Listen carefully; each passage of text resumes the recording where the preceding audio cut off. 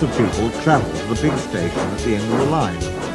Engines from the other railways sometimes pull their trains.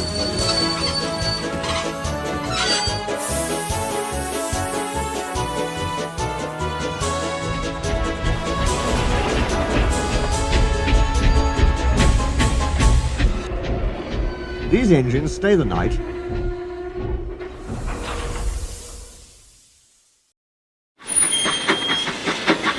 and go home next day. Gordon was talking one day to one of these. "When I was young and green," he said, "I remember going to London. Do you know the place? The station's called King's Cross." "King's Cross?" snorted the engine. "London's Euston. Everybody knows that." "Rubbish," said Duck. "London's Paddington." "I know. I worked there." They argued till they went to sleep. They argued when they woke up. They were still arguing when the other engine went to work.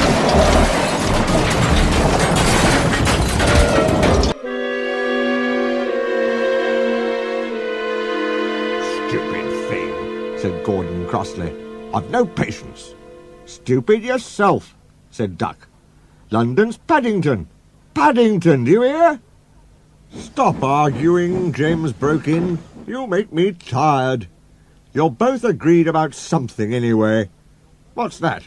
"London's not Euston," laughed James. "Now shut up." Gordon rolled away, still grumbling. "I'm sure it's King's Cross. I'll go and prove it." But that was easier said than done. London lay beyond the big station, at the other end of the line. Gordon had to stop there.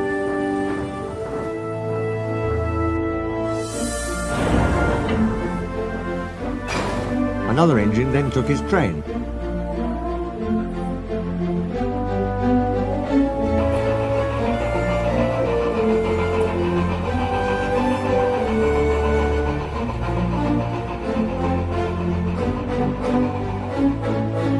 If I didn't stop, he thought, I could go to London.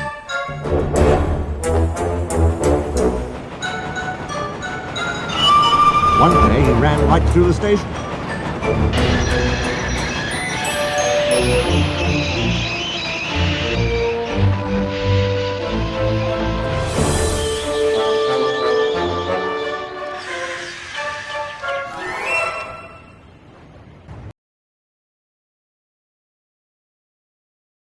Another time he tried to start before the fireman could uncouple the coaches.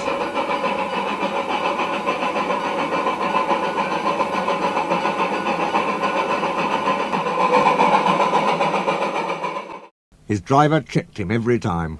"Oh dear," he thought sadly, "I'll never get there."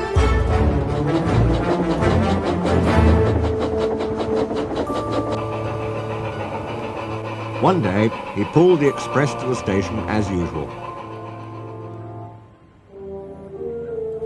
His fireman uncoupled the coaches, and he ran onto his siding to wait till it was time to go home.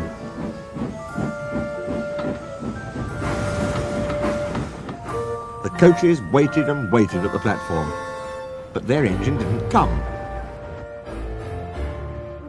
A porter ran across and spoke to Gordon's driver. "The inspector's on the platform. He wants to see you." The driver climbed down from the cab and walked over to the station. He came back in a few minutes looking excited. "Hello," said the fireman. "What's happened?" "The engine for the express turned over when it was coming out the yard. Nothing else can come in or out. They want us to take the train to London. I said we would if the Fat Controller agreed. They telephoned and he said we could do it. How's that?" "Fine," said the fireman. "We'll show them what the Fat Controller's engines can do." "Come on," said Gordon, "let's go."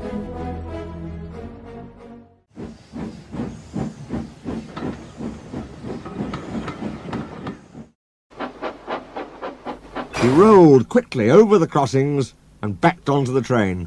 It was only a few minutes before the guard blew his whistle, but Gordon thought it was ages. Come on! Come on! He puffed to the coaches. Come on, come on, come on, come on, come on, come on, come on. We're going to town, we're going to town, sang the coaches. Slowly at first, then faster and faster. We're going to town, we're going to town, we're going to town, we're going to town.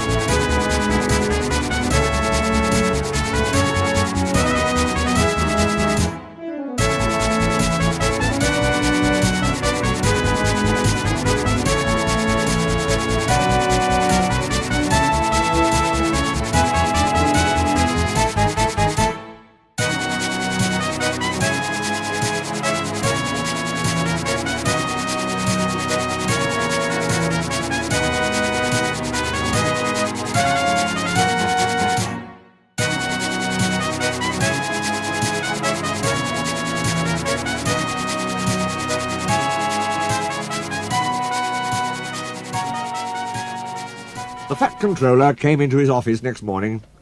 He looked at the letters on his desk. One had a London postmark. "I wonder how Gordon's getting on," he said. The station master knocked and came in. He looked excited. "Excuse me, sir, have you seen the news?" "Not yet, why?" "Oh, just look at this, sir."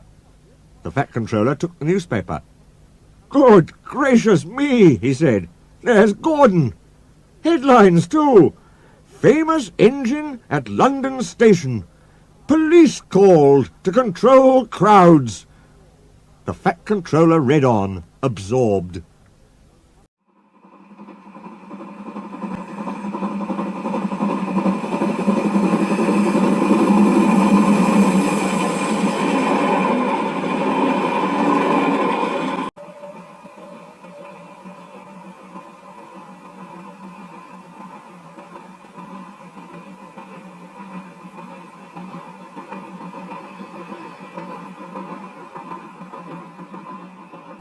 Gordon returned next day.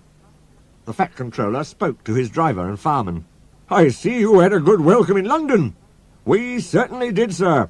We signed autographs till our arms ached. And Gordon had his photograph taken from so many directions at once that he didn't know which way to look." "Good," smiled the Fat Controller. "I expect he enjoyed himself. Didn't you, Gordon?" "No, sir, I didn't." "Why ever not?" "London's all wrong," answered Gordon sadly. "They've changed it. It isn't King's Cross any more. It's St. Pancras."